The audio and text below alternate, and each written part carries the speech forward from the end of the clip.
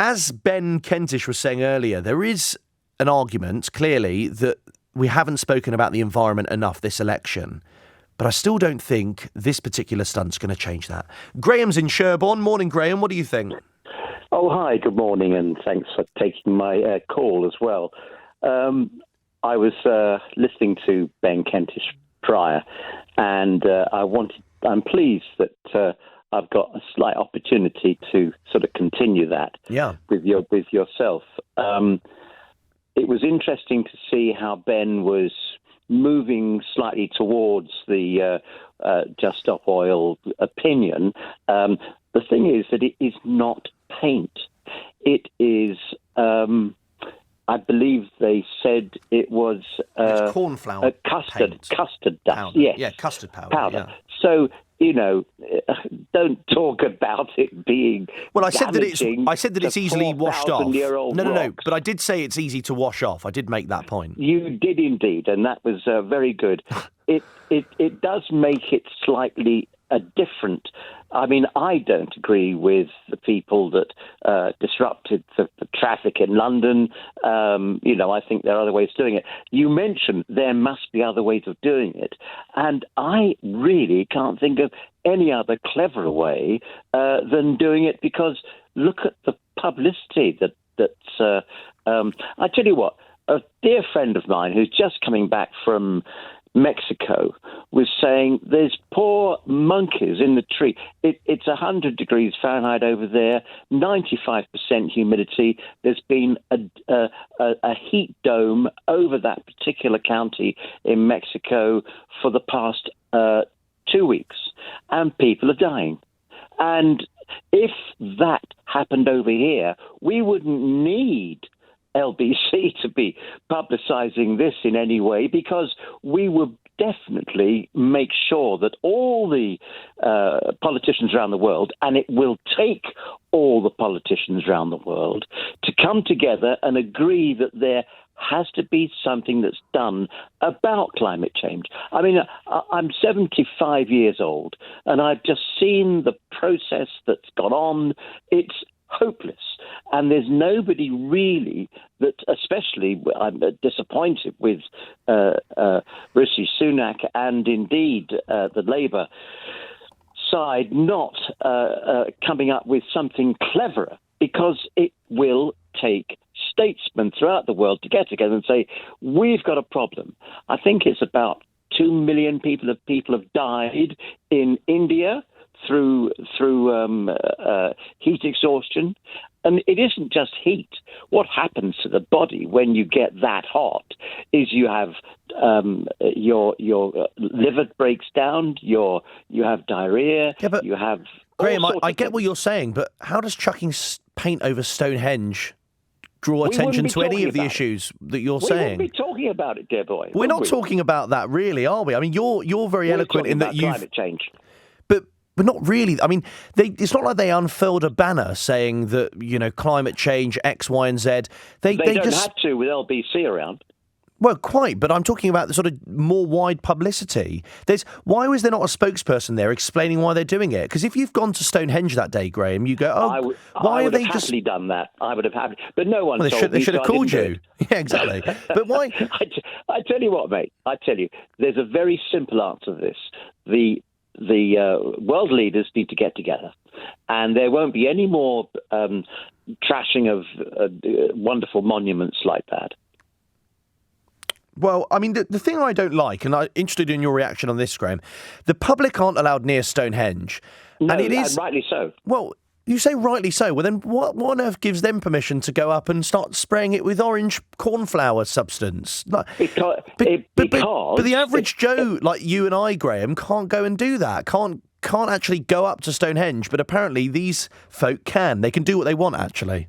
Well, anyone can go up there, but it would be not legal to do so, because it is a very, very beautiful site, and it needs to be protected because people go up and touch it. And it's been sectioned off for some while now.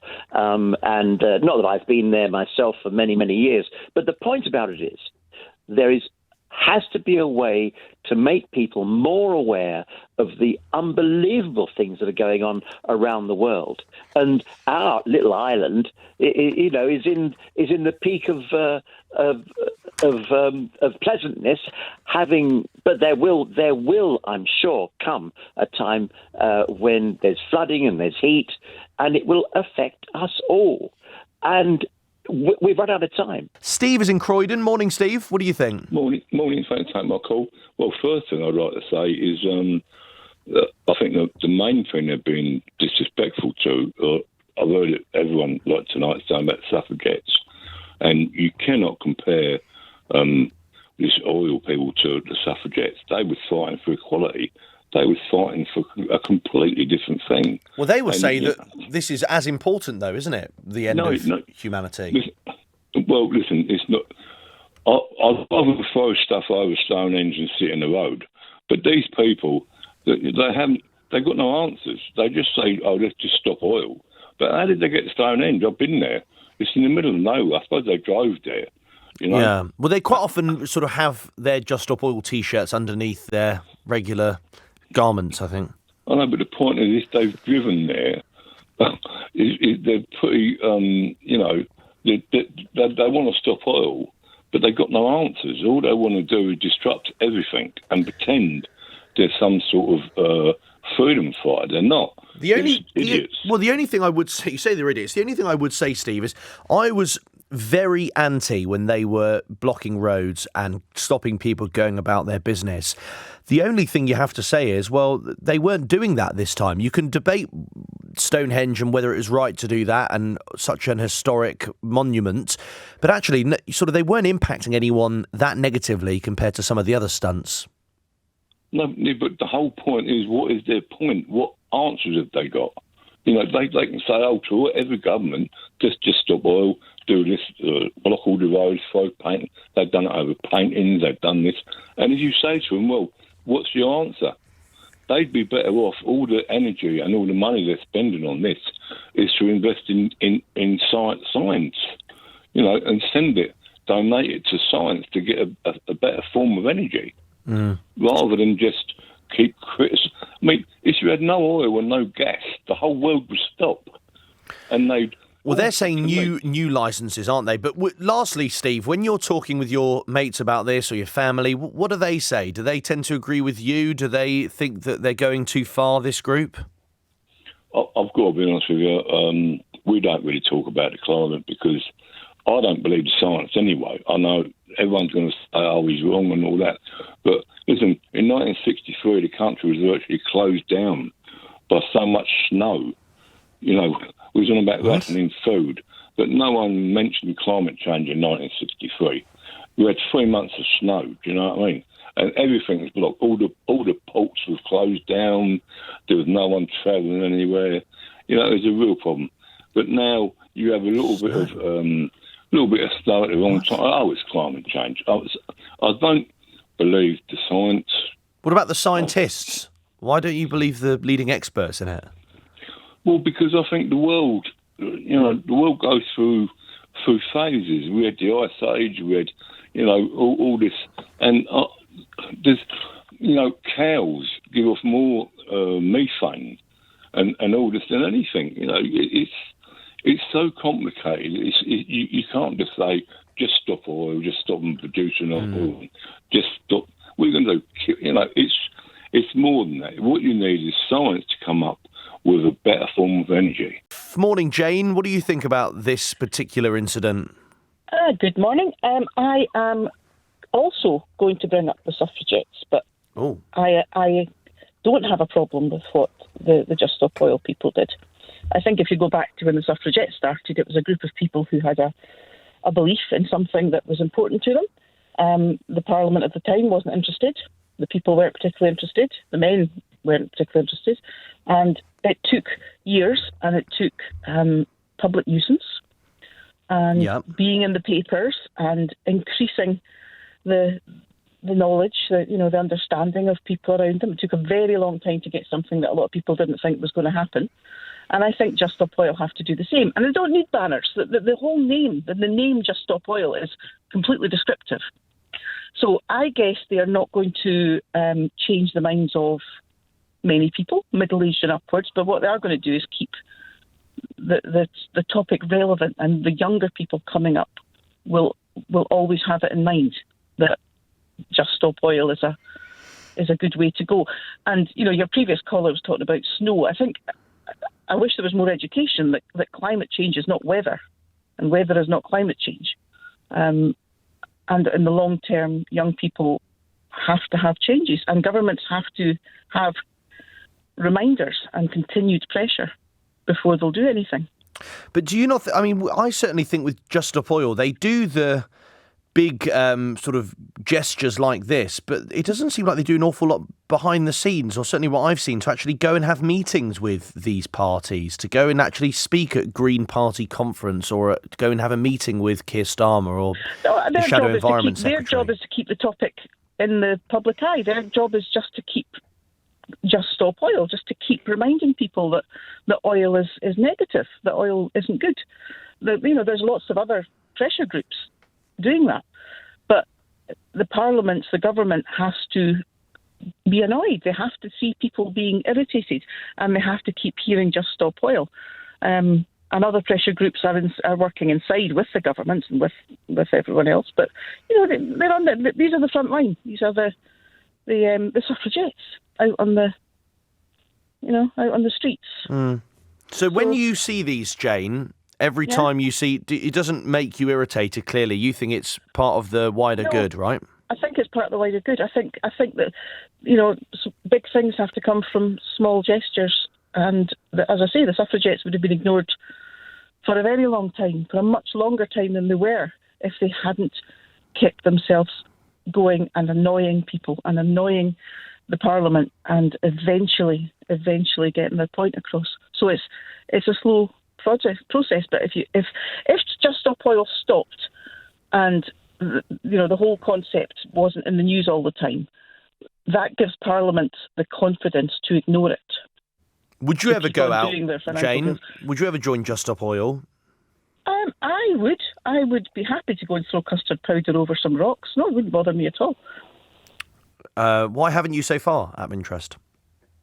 I'm a long way away from... No, I know, but as in, I wasn't suggesting you get on the A303 to Stonehenge. Yeah. Right? I was meaning, do you take part in similar stuff in Scotland, or...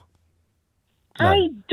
I don't think much of it happens up here. I think it's closer to Westminster. It's closer to London, where those that make the decisions are, and that makes sense. And you've got obviously a lot more people to disrupt down there than you do up here. But I would. If there was to be a call for people to go out and throw custard powder on things, you sign up. Happy to do that. Sign up. Just lastly, Jane, this particular one, as we've discussed, was harmless.